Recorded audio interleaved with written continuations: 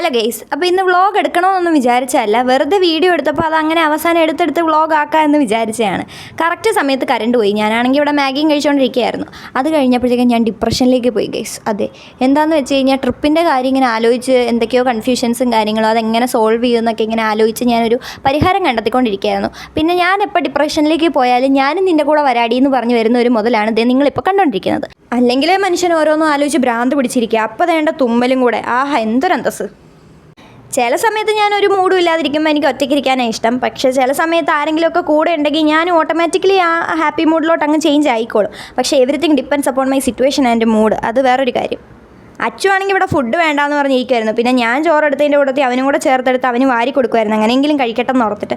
എന്നിട്ട് ഞാനൊരു ഉപ്പുമുളകും വെച്ച് തരാൻ പറഞ്ഞപ്പോഴത്തേക്കും അവന് ഭയങ്കര ജാട. അവനെന്തോ വേറെ വീഡിയോ കാണിച്ചുകൊണ്ടിരിക്കുക, അത് കണ്ടു കഴിഞ്ഞിട്ട് ഉപ്പുമുളകും വെച്ച് തരുള്ളൂ എന്ന് പറഞ്ഞു. അങ്ങനെ ചെറിയൊരു ക്ലാഷായി. പിന്നെ അതെല്ലാം സോൾവ് ആയി. അവസാനം ഞാൻ തന്നെ വിട്ടു കൊടുക്കേണ്ടി വന്നു. പിന്നെ അവൻ കാണിച്ചു തന്ന വീഡിയോ ഞാനിങ്ങനെ ഇരുന്ന് കണ്ടു. പണ്ട് തൊട്ടേ ഇങ്ങനെ എന്തെങ്കിലുമൊക്കെ സാഹചര്യം വരുമ്പോൾ ഞങ്ങൾ മൂത്തവർ വേണമല്ലോ വിട്ടു കൊടുക്കാൻ. നമ്മളിനിയും വാശി പിടിച്ചുകൊണ്ടിരുന്ന് കഴിഞ്ഞാൽ അവസാനം അമ്മ വരും, പിന്നെ എനിക്കും കിട്ടും അവനും കിട്ടും. അതിലും ഭേദം നമ്മളൊന്ന് വിട്ടു കൊടുക്കുന്നതാണ്. ഒരു അടിയെങ്കിലും ഒഴിവായി കിട്ടുമല്ലോ. അത് പറഞ്ഞപ്പോൾ ഓർത്തെ, അമ്മയുടെ കയ്യിൽ നിന്ന് അടിയൊക്കെ കിട്ടിയിട്ട് കുറച്ചധികം നാളായി ഗേസ്. പണ്ടൊക്കെ കിട്ടുമായിരുന്നു, ഇപ്പം പിന്നെ അടിയൊന്നും കിട്ടാറില്ല. എന്തെങ്കിലുമൊക്കെ കുസൃതി ഒപ്പിക്കുമ്പോൾ വഴക്കാണ് കേൾക്കാറ്. എൻ്റെ പ്രായം ഇങ്ങനെ മേളിലോട്ട് പോകുന്നുണ്ടെന്നേ ഉള്ളൂ. എനിക്കിപ്പോഴും കുസൃതിയൊക്കെ കാണിക്കാൻ ഭയങ്കര ഇഷ്ടമാണെന്നേ. അമ്മയച്ഛനൊക്കെ അത് എൻജോയ് ചെയ്യുന്നുണ്ടപ്പോൾ പിന്നെ നമുക്ക് കുഴപ്പമില്ലല്ലോ. ഇതൊക്കെ ഇവിടെയല്ലേ നടക്കത്തുള്ളൂ. അങ്ങനെ അച്ഛനെ ഏകദേശം കുറച്ചൊക്കെ വെറുപ്പിച്ച് കഴിഞ്ഞു. ഇനി അടുത്തതെന്ന് പറഞ്ഞാൽ നമ്മുടെ ചിപ്പിമോൾക്കുള്ള അവസരമാണ് ഗേസ്. ഞാൻ അങ്ങനെ അവളെ വെറുപ്പിക്കാൻ വേണ്ടി ചെന്നിട്ടുണ്ട്. പിന്നെ കുറേ ഉമ്മ ഇങ്ങനെ കൊടുക്കുന്നുണ്ട്. അവൾക്ക് ഇങ്ങനെ ഒരു പരിധി വരെ അവളെല്ലാം സഹിച്ച് ക്ഷമിച്ചിങ്ങനെ ഇരിക്കുവേ. അത് കഴിയുമ്പോഴത്തേക്കും അവൾക്ക് ദേഷ്യം വന്ന് അവൾ പിടിച്ച് കടിക്കും. എൻ്റെ കയ്യും മേലും മൊത്തം പാടാണ്. കോളേജ് ചെല്ലുമ്പോൾ ഓരോ ആൾക്കാരും ചോദിക്കും, നീ പൂച്ചയായിട്ട് എന്താണ് ഗുസ്തിക്കാണോ ഗുസ്തി പിടിക്കുവാണോ എന്ന്. ഇതാണ് വീട്ടിൽ നടക്കുന്നത്, പിന്നെ എങ്ങനെ എനിക്ക് കടി കിട്ടാതിരിക്കും. ഞങ്ങൾ 3 പേരും കൂടെ ചേർന്ന് കഴിഞ്ഞാൽ വീട് ഇളക്കി മറിക്കും. സത്യം പറഞ്ഞു കഴിഞ്ഞാൽ എൻ്റെ അമ്മയ്ക്ക് വല്ല അവാർഡും കൊടുക്കണം ഞങ്ങൾ 3 പേരെ സഹിക്കുന്നതിന്. സാരമില്ല അമ്മേ, ഞങ്ങൾ തന്നില്ലെങ്കിലും നാട്ടുകാരെങ്കിലും ഇനി ഇത് കണ്ടിട്ട് തരുമായിരിക്കും അമ്മയ്ക്ക്. അങ്ങനെ കുറച്ച് നേരം ഇരുന്ന് അവളെ വെറുപ്പിച്ച് കഴിഞ്ഞിട്ട് കിടക്കാൻ ഇങ്ങനെ ടൈമായി വരുന്നതുകൊണ്ട് ഞാൻ തിരിച്ച് റൂമിലേക്ക് വന്നേക്കുന്നതാണ്. കാരണം എൻ്റെ അഴകാർന്ന കാർക്കുന്തലൊന്ന് മസാജ് ചെയ്യാമെന്ന് വിചാരിച്ചു.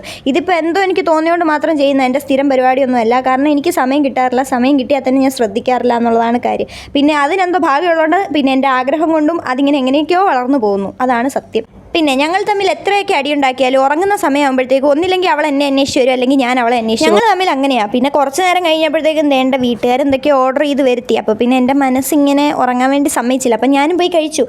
ഒരു ജ്യൂസും ഉണ്ടായിരുന്നു, അതേപോലെ തന്നെ ലോഡഡ് ഫ്രൈസും ഉണ്ടായിരുന്നു. പിന്നെ ഒരു ഐസ്ക്രീമും തന്നു ഗൈസ്. അതെന്തേ കൈയിട്ട് വരാൻ വേണ്ടി ആ ചെറുക്കൻ വന്നേക്കുവാണ്. ഞാനാണെങ്കിൽ വൃത്തിക്ക് വിരിച്ചിട്ടേക്കുന്ന കട്ടിലിൻ്റെ മേലേക്ക് അത് ഇടുകയും ചെയ്തു. ഞാൻ വീഡിയോ എടുക്കാമല്ലോ എന്ന് വിചാരിച്ച് ഇവിടെ വന്നിരുന്ന് കഴിച്ചാണ്. അപ്പോഴത്തേക്കും അത് മേളിലേക്ക് ഇട്ടു. പിന്നെ ഓൾറെഡി ഒരു അടി കഴിഞ്ഞിരിക്കുന്നത് കൊണ്ടും അടുത്തടി തുടങ്ങാൻ എനിക്ക് വയ്യാത്തതുകൊണ്ടും പിന്നെ അവൻ ചെയ്ത തെറ്റ് അവന് മനസ്സിലായി. എന്നെ സോപ്പിടാൻ വന്നപ്പോൾ ഞാനങ്ങ് അലിഞ്ഞു പോയി ഗെയ്സ്. പാവൻ്റെ മനസ്സ്. ഞാൻ വിചാരിച്ചു പോട്ടെ, കുഞ്ഞല്ലേ സാരമില്ല എന്ന്. ഞാൻ ക്ഷമിച്ചില്ലേ വേറെ ആരും ക്ഷമിക്കാനാണ്. പിന്നെ ഗെയ്സ് അങ്ങനെ മുടിയും കാര്യങ്ങളൊക്കെ കെട്ടി ഉറങ്ങാൻ വേണ്ടി പോവാണ്. അപ്പോൾ ബൈ ടാറ്റ.